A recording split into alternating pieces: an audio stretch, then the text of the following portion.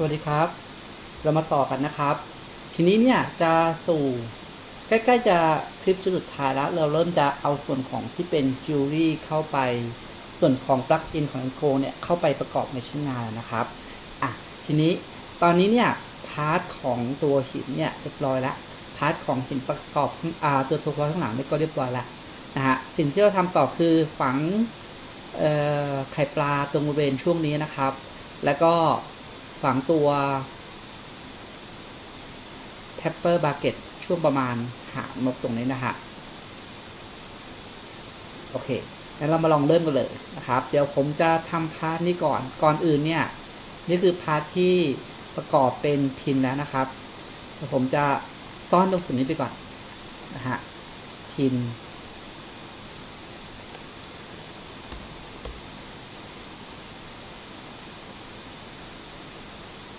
โอเคผมซ่อนส่วนที่เป็นพินไปก่อนนะครับทีนี้จะเริ่มจากพาร์ทนี้นะฮะพาร์ทนี้เป็นพาร์ทที่เราจะวางไข่ปลานะครับโอเคผมก็ก่อนอื่นเนี่ยผมเก็บพาร์ทนี้ไปก่อนพาร์ทนี้เป็นพาร์ทที่เราสามารถซ่อนไปก่อนได้นะครับผมเริ่มทำตรงพันนะฮะอันนี้คือส่วนที่ผมจะต้องเซตน้ำหนักเพื่อวางไข่ปลานะครับส่วนนี้ก็วางจากด้านบนได้เลยนะครับ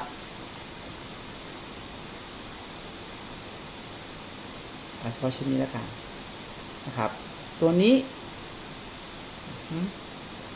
เซตน้ำหนักนะครับพาร์ทนี้ทำได้หลายวิธีต้องเซตน้ำหนักนะครับไม่อย่างนั้นชิ้นนี้จะหนักมากนะครับผมเช็คค่ายดูจากการทำติ๊กเน็ตเนี่ยฮะ5 มิลโอ้หนาเลยนะครับเดี๋ยวเราจะทำผนังเข้ามาข้างละ1 มิลเข้ามาข้าง1 มิลนะฮะหรือ 1.2 มิลนะครับก่อนอื่นเนี่ยเราทำตัวเจาะมีวิธีการทำหลายวิธีนะครับตัวนี้อาจจะใช้วิธีการย่อก็ได้แต่พาร์ทมันไม่ได้ symmetry นะฮะเราย่อและสเกลไม่ได้เพราะฉะนั้นวิธีทำเจาะตัวนี้เนี่ยผมจะใช้วิธีการแยกผิวนะครับแล้วก็ออฟเซตแล้วก็สร้างผิวใหม่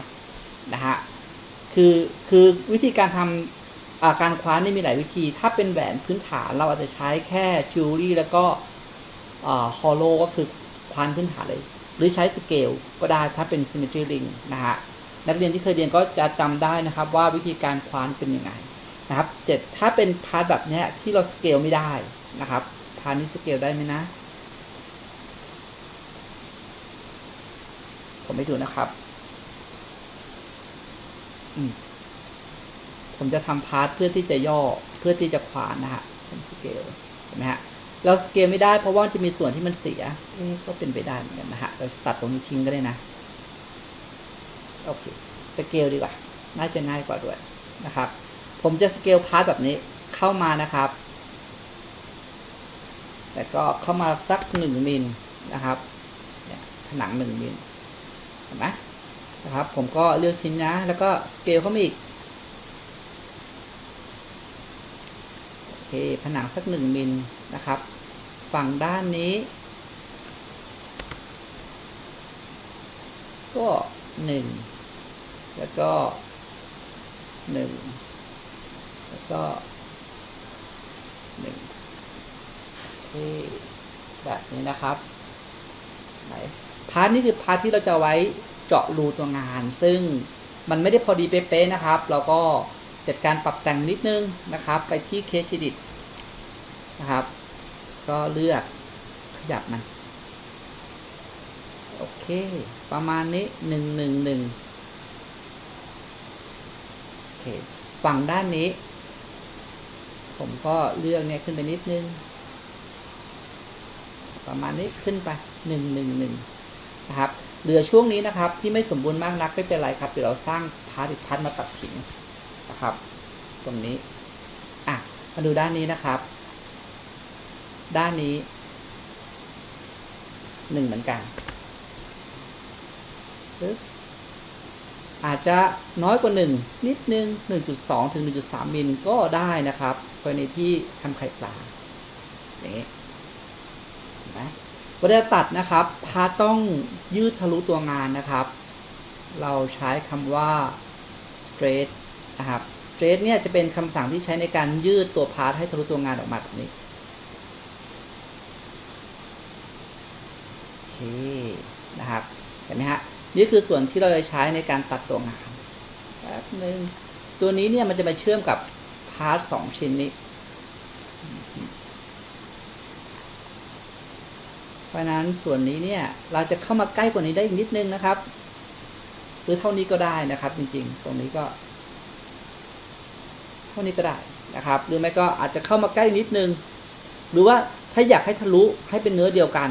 ก็ทำพาร์ทเนี่ยยาวมาตัดทะลุตรงนี้ทีหนึ่งได้ดีกว่าแบบนี้นะครับอันนี้เป็นการเซตน้ำหนักครับยิ่งเราเป็นงานทองนะครับแล้วเราอยากจะเซตน้ำหนักให้ได้เยอะขึ้นนะครับวิธีเหล่านี้จะช่วยทำให้งานเราเบาแล้วก็ราคาถูกลงนะครับแต่ก็ไม่ได้บอกต้องเซฟเยอะมากจนเกินไปสำหรับงานไฟจิวเวลรี่นะครับงานที่น้ำหนักนะฮะโอเคผมทำนี้นะครับส่วนนี้เนี่ยจริงๆเดี๋ยวผมจะต้องตัดทะลุ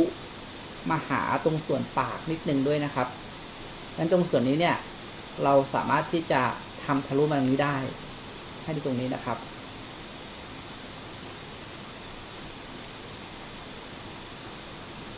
ตัวนี้เป็นพลอย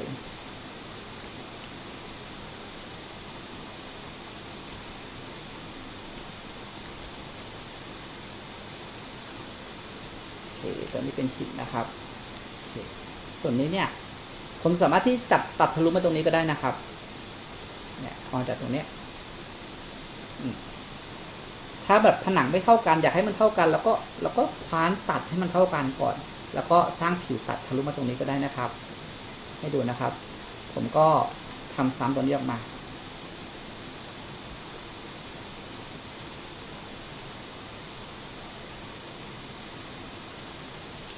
โอเคผมก็ตัดนิดหน่อยให้ไปถึงตรงนี้ส่วนนี้คือส่วนที่เราตัดออก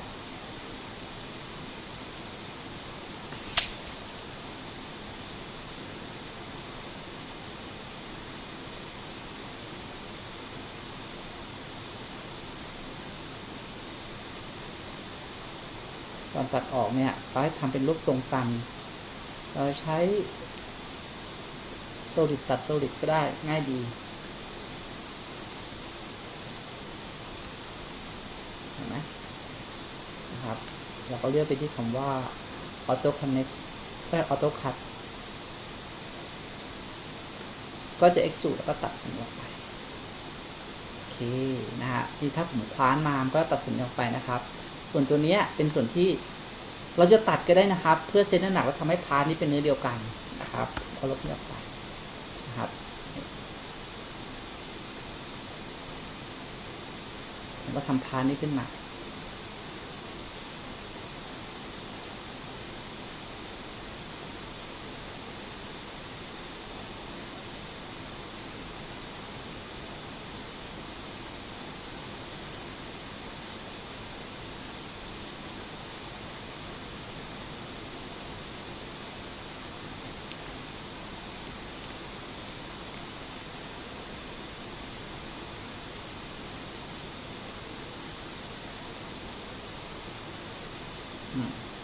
ส่วนนี้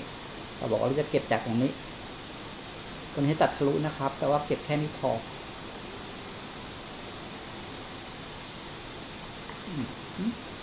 ส่วนตรงนี้เนี่ยเราสามารถทำสเต็ปเข้าไปเล็กๆเพื่อเอาไว้เป็นเบสในการวางพอยต์ก็ได้นะครับ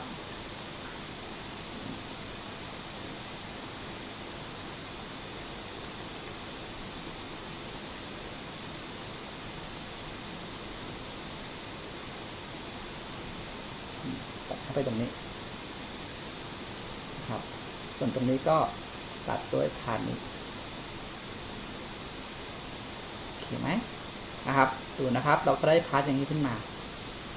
นะฮะนี่คือการคว้านเก็บน้ำหนักพวกที่มันเห็นอย่างเงี้ยฮะพอถึงเวลาปุ๊บมันจะแบบแทบจะเป็นเนื้อเดียวกันเลยฮะจริงๆผมสามารถที่จะมาแต่งในตัวงานก่อนก็ได้นะครับ คือถ้าเกิดว่าคือเราใช้งานบ่อยๆเราจะเข้าใจวิธีการทำงานกับมันนะครับตรงท้ายนี้ผมทำสเต็ปเพื่อรับทอยหน่อยหนึ่งนะครับ ก็คลิกตรงนี้ขึ้นมา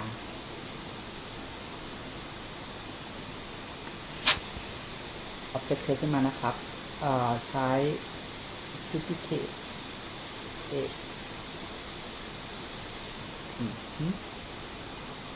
ตัวนี้เนี่ย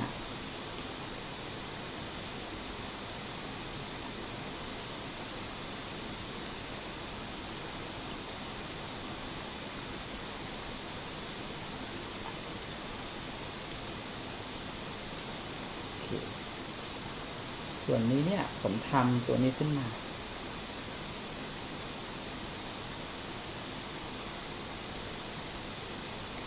ก็เข้าไปก่อนแล้วก็ offset เข้ามาสักประมาณ0.5ก็พอสเต็ปเล็กๆนะเพื่อความชัวร์อาจจะออกไปสัก1ก็ได้นะจะได้รู้มันเข้าในพื้นที่จริงๆนะครับแล้วก็ extrude ลงไปสัก-0.5เป็นบาร์เล็กๆนะครับมาแบบนี้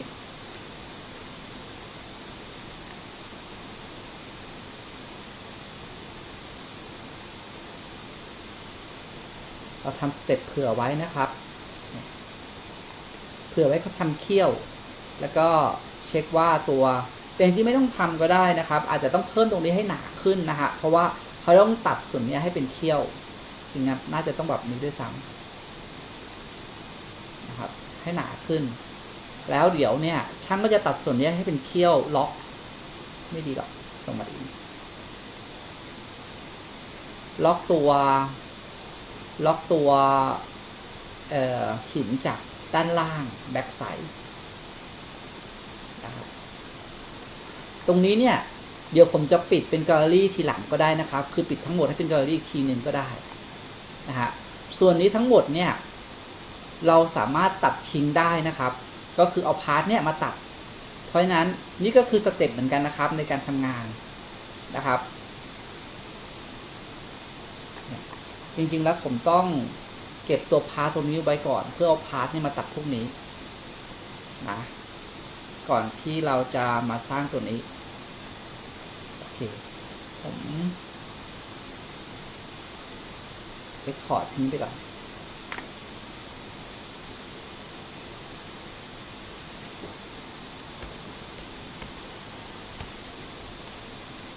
export คือการเซฟไปเฉพาะชิ้นนะครับแล้วผมก็ undo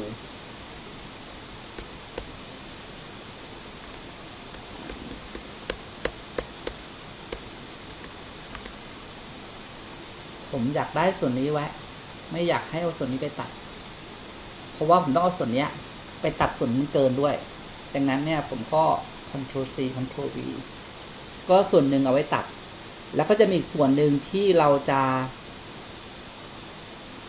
ใช้ตัดส่วนเกินที่เข้ามาข้างใน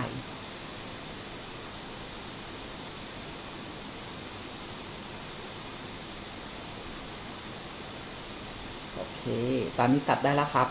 Win Difference ไปครับแล้วก็เอาส่วนที่เราไปซ่อนเมื่อกี้ที่เรา Export ออกไปเนี่ยเข้ามาโดยใช้คำว่า Import นะครับก็ Import ตัว Part 1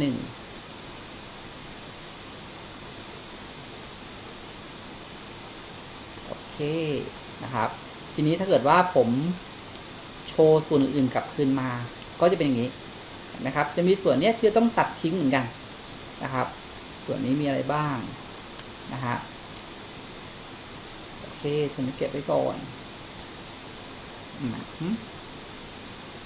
ชุดนี้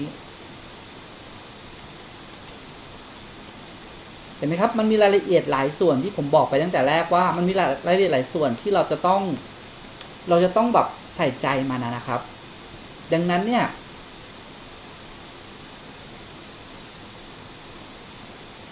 เวลาทำงานเนี่ยมันจะมี2ส่วนคือส่วนที่เป็นเรื่องของทำเพื่อนำเสนอเป็นรูปภาพกับส่วนที่เป็นเรื่องของ real production จริงๆนะครับเราต้องดูว่าเราทำงานอยู่ในสเตจไหนนะครับ โอเคตอนนี้ผมจะตัดส่วนนี้ออกไปจริงๆส่วนนี้ก็คือหนานะครับผมก็ยังสามารถใช้พาร์ทนี้มาตัดข้างในออกไปได้ด้วยนะ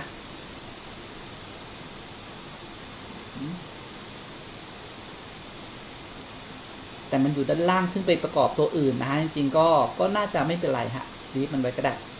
มันทิ้งไว้อย่างนี้ก็ได้ตอนนี้ผมจัดการปิดฝานี่ก่อนปิดเรียบร้อยแล้วครับผมจะตัดส่วนนี้ออกให้หมดชิ้นนี้ยังคึงอยู่นะครับผมก็ยังเก็บไว้ชุดหนึ่งนะฮะชุดนี้เอาไว้ลบส่วนนี้มันจะมี2 อันเห็นไหมเอาลบส่วนนี้อีกชุดหนึ่งก็จะไว้ลบอีกฝั่งหนึ่งนะครับทีนี้เนี่ยผมจะตัดเห็นไหมตัดอย่างนี้เลยบูลีนดิฟเฟรนซ์เอาพันนี้เข้าไปตัดเวลาพาร์ทมันซ้อนๆกันจะตัดยากนิดนึงนะครับโอเคพาร์ทนี้ต้องช่วยจิกลูกไว้ซึ่งถ้าเอาตัวนกมาจะเห็นว่า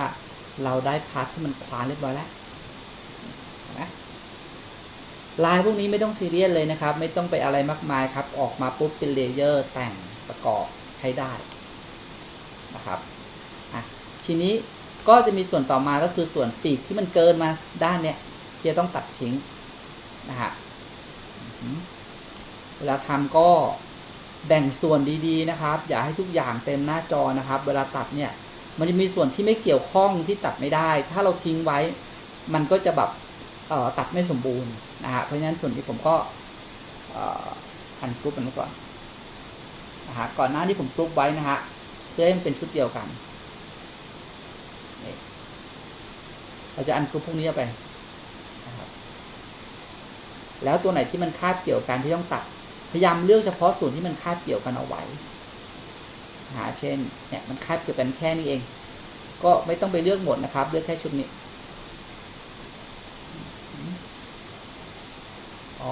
มีพาร์ทด้านบนเห็นไหม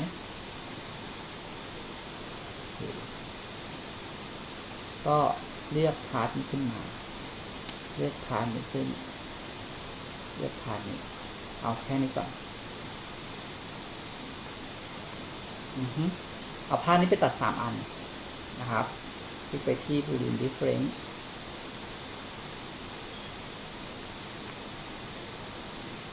โอเคตัดนี้เรียบร้อยแล้วส่วนที่เหลือมันแทรกเข้าไปในเนื้อครับไม่มีอะไรเอาทั้งหมดกลับมาอีกทีนึงผมก็ได้พาร์ทอย่างนี้ข้างในบ้านนี้พาร์ทเรียบร้อยแล้วครับตัวนี้ต่อถึงกันนิดหน่อยเป็นสเต็ปไม่เป็นไรครับนี่เห็นไหมทิ้งเอาไว้ตรงนี้ถ้าเราบอกจะทำเป็นแกลเลอรี่นะครับทำแผ่นยึดก็ได้นะครับเสียนะส่วนนี้ส่วนที่1ส่วนนี้ก็ควรต้องเซฟนิดหน่อยแต่ส่วนนี้อาจจะต้องมีการขยับนิดนึงเพื่อวางตัวพอยบาร์เก็ตนะฮะเดี๋ยวทำให้ดูนะฮะโอเคส่วนนี้ผมว่าจัดการเซตน้ำหนักเหมือนกันนะฮะถ้าชิ้นงานดูแล้วเราสามารถสเกลได้นะครับให้สเกลก่อนอันดับแรกถ้าไม่ได้จริงๆเราถึงจะใช้วิธีการสร้างผิวแต่ตัวนี้เนี่ยผมว่าผมสร้างผิวขึ้นมาแล้วก็ offset แล้วก็สร้างผิวใหม่เข้าไปน่าจะง่ายกว่านะฮะให้ดูนะครับผมก็ไปที่คำสั่งตัว extract surface โอเคผมแยกผิวนี้ออกมานะครับเอาใหม่นะครับแยกโดยการโคลนนะครับ extract surface copy โอเคผมโคลนผิว2ตัวนี้ออกมาโคลนเรียบร้อยนะครับอันนี้เก็บไปก่อนยังไม่ใช้ผมจะได้ผิวอย่างนี้ผิว2ตัวนี้คือผิวตัวต้นนะครับผมก็ offset ผิวเข้าไปคลิกไปข้างล่างความหนา1 solid no โอเคผมอยากได้แผ่นอยู่ข้างล่างจาก1 มิลจากขอบเห็นไหมงั้นเราจะได้พาร์ทประมาณนี้ที่เราสามารถที่จะใช้ในการทำงานได้โอเคนี่ก็เหมือนกันฟลิป1เหมือนกันโอเคครับเอาละพาร์ทเหล่านี้นะครับแบบ1นี่คือพาร์ทที่ offset เข้าไป โอ้ดูยากมากเลยนะครับ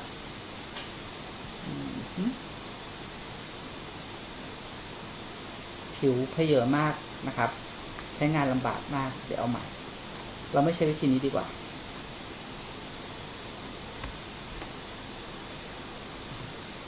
ผมก็ใช้วิธีอย่างนี้แทนนะครับก็ทำซ้ำพื้นผิวลงมา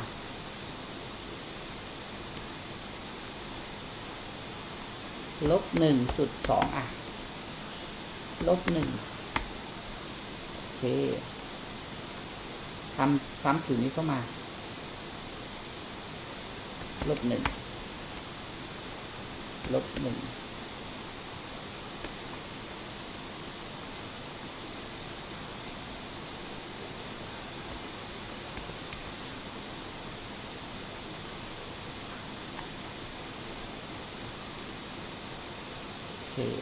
นี่คือแผ่นที่เราทำซ้ำลงไปนะเพื่อทำตัวตัด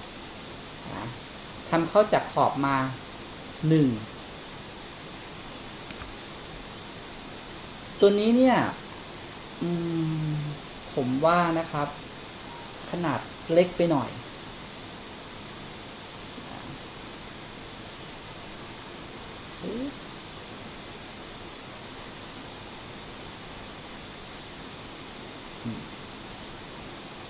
ก็เข้ามา1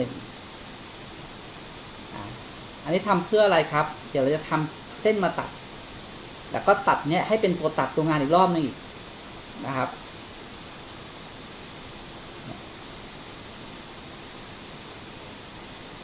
นะเข้ามาแบบนี้ตัวนี้เอาไว้ตัดตัวนี้เอาไว้ตัดตัวตัดเข้ามาอย่างนี้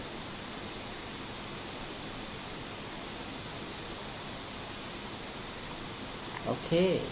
ส่วนนี้ก็สร้างตัวนี้มาตัดตัวนี้เหมือนกัน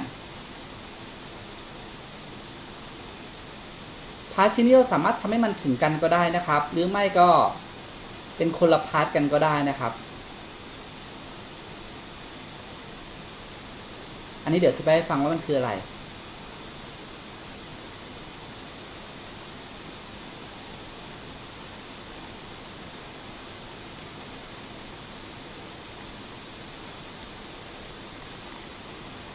โอเคอันนี้เป็นพาร์ทตัวใน1พาร์ทตัวนี้ก็เป็นเหมือนกันโอเคตัวนี้ก็เอาตัวเนี้ยมาตัดผมตัวนี้ลบทิ้งไปเราไม่ใช้อันนี้ไม่ใช้แล้วก็เอาตัวเนี้ยตัดแผ่นนี้แล้วก็เอาตัวนี้ตัดแผ่นนี้เราทำไปเพื่อจะให้ต้องการได้2ตัวนี้ตัวนี้เป็นตัวตัดในตัวตัดอีกทีหนึ่งนะครับผมเลือกนะครับ extrude surface ตัวยาวเลยครับเพราะเราตัวนี้ไปตัดชิ้นงานยาวเท่าไหร่ก็ได้ตัวนี้ก็เหมือนกันโอเคนะครับหลังจากนั้นเนี่ยผมเอาตัวนี้มาตัวนี้มีหน้าที่ตัด2ชิ้นนี้ควานเพื่อเก็บน้ำหนักเห็นไหมครับผมสามารถตัดทะลุอย่างนี้ก็ได้หรือว่าตัดแค่พาร์ทนี้มาชนพาร์ทนี้ผมว่าสวยกว่านะครับแล้วก็ตัดเป็นคนละชิ้นไปเลยบูดีนิเฟรนหนึ่งนี่คือควานเก็บน้ำหนักของพาร์ทชิ้นนี้และนี่ก็คือควานเก็บน้ำหนักของพาร์ทชิ้นนี้ส่วนที่มันเกินข้างในเนี่ยเราก็ตัดทิ้งได้เลยนะครับ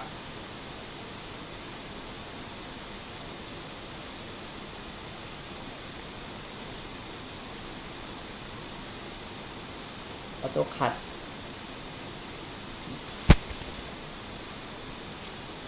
มันก็จะเป็นคาบเกี่ยวกันแบบนี้วางทั้งหมดกลับมาอีกทีนึงเห็นไหมเราเริ่มมีการคว้านเก็บน้ำหนักละส่วนที่มันเกินนี้เราตัดทิ้งได้หมดเลยนะครับเนี่ยส่วนที่มันยื่นขึ้นมาเนี่ยนะครับตัวนี้ยื่นเข้ามาเนี่ยเราตัดทิ้งได้อันนี้โอเคไม่เป็นไรทิ้งไว้แบบนั้นนะเดี๋ยวแต่งที่ตัวงานได้ตัวนี้เดี๋ยวตัดทิ้งตรงๆได้ตัวนี้เดี๋ยวตัดทิ้งตรงๆได้นะฮะเหมือนเดิมนะครับผมตัดเร็วไปหน่อยจริงๆมันต้องเอาตัวนี้มาตัดพวกนี้ด้วย มันดูแล้วกันนะฮะไม่ไปยังไม่ไกลโอเคเราพาชิ้นนี้ไปตัดตัวนี้ก่อนเพราะฉะนั้นตัวไหนคือตัวที่ยื่นเข้ามาหากันข้างในผมเลือกตัวนี้นะครับแล้วก็ไปเก็บไปที่นี่ก่อน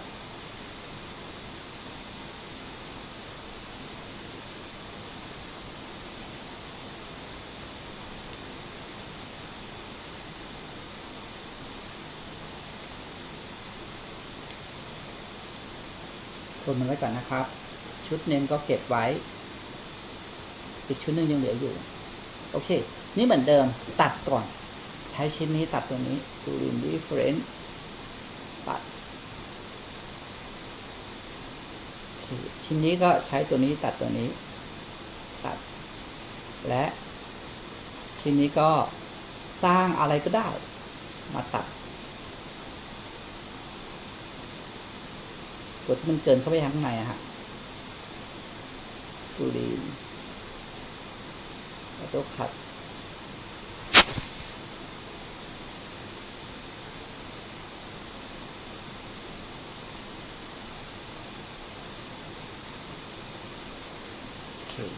มาอย่างนี้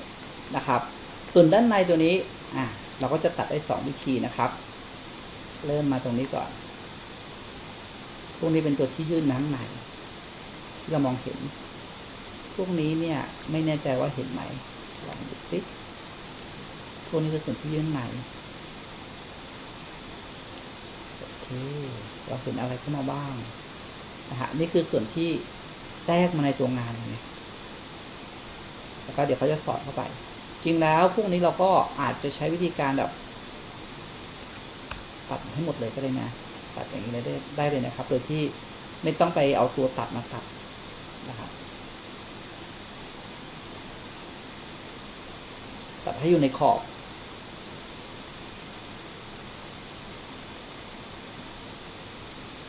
เลือกออโต้คัท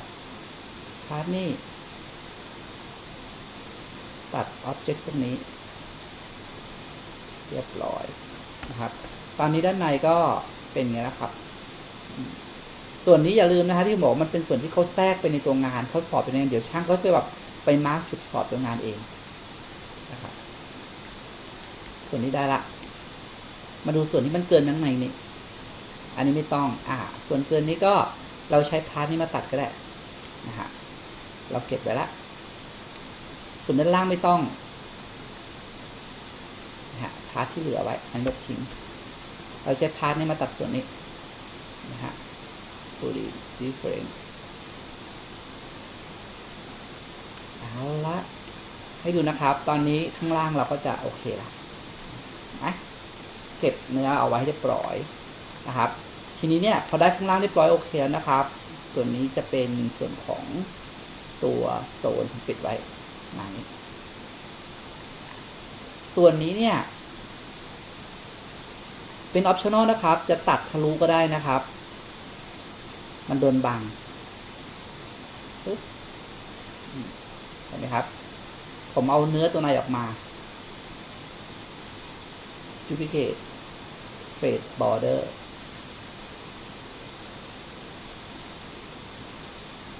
โอเคผมได้เส้นในตัวนี้เนี่ย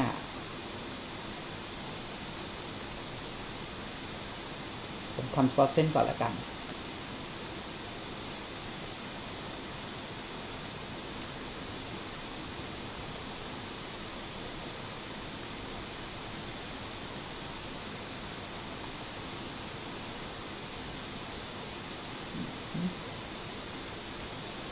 เอาเส้นนี้เส้นยกทิ้งข้างในเราจะใช้ตัวนี้เราก็เลือกงี้จากส่วนนี้มาถึงส่วนนี้เลือกปุรีเอาส่วนนี้ไว้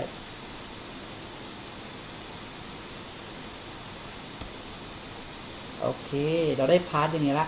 เราจะพาร์ทตรงนี้มาตัดตัวเนื้อของที่เป็นหางของนกเมื่อกี้นะครับตัดให้มันทะลุไปเลยตัวนี้ ไม่ปิดฝา มี2เคสคือไม่ปิดฝาหรือว่าก็อาจจะไม่ชนกันโอเค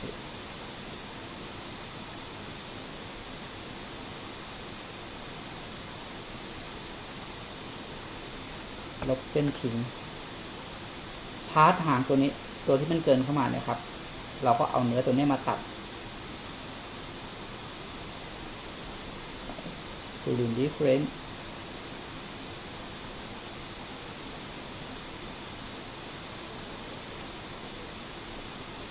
เรียบร้อยเราก็จะได้ส่วนโทษทีครับมันจะมีส่วนนี่ที่ยื่นออกมาแล้วก็มีส่วนนี้ที่ยื่นเข้าไปอันนี้เป็นรายละเอียดนะจะทำก็ได้ไม่ทำก็ได้นะครับในส่วนที่นี้ครับผมก็เลือก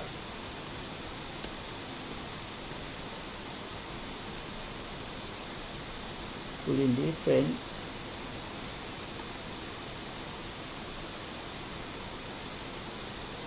ตัดตัวนี้